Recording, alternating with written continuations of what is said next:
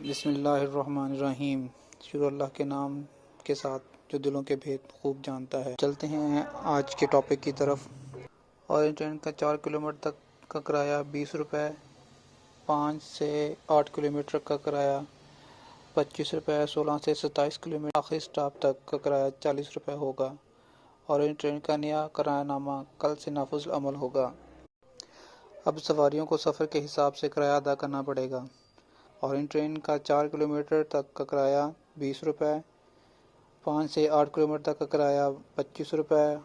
Orange train پر 9 سے 12 kilometre تک کا کرایہ 30 روپے مقرر کیا گیا ہے، جبکہ 13 سے 16 کلومیٹر تک کا کرایہ 35 روپے مقرر کیا گیا ہے۔ 16 سے 27 کلومیٹر آخری سٹاپ تک کا کرایہ 40 روپے ہوگا۔ اس سے قبل میٹرو بس اورنج ٹرین کرایوں میں اضافے کی تجویز بھی پیش کی گئی۔ 7 اگست 2022 کو ماس ٹرانزٹ اتھارٹی نے سمری وزیر اعلیٰ پنجاب کو ارسال کی تھی۔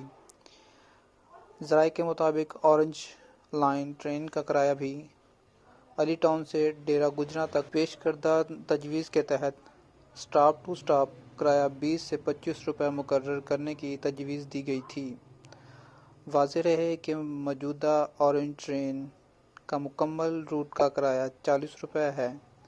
کرائے میں اضافے کی حتمی منظوری کابینہ اجلاس میں دی جانی تھی۔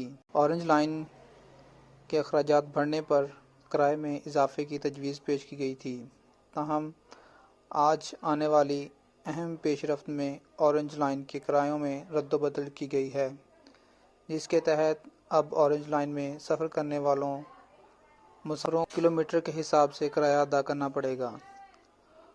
اورنج ٹرین میں اب کم سے کم کرایہ 20 روپے جبکہ زیادہ سے زیادہ کرایہ 40 روپے مقرر کیا گیا ہے۔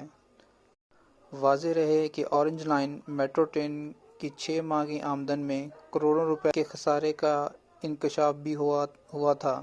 29 مئی 2021 کو جاری کی گئی رپورٹ کے مطابق اورنج لائن میٹرو ٹرین پر 6 ماہ کے دوران 1 کروڑ 20 لاکھ سے زائد مسافروں نے سفر کیا اور ٹکٹس کی قیمت میں اورنج لائن ٹرین کو 50 کروڑ سے زائد آمدن ہوئی تھی۔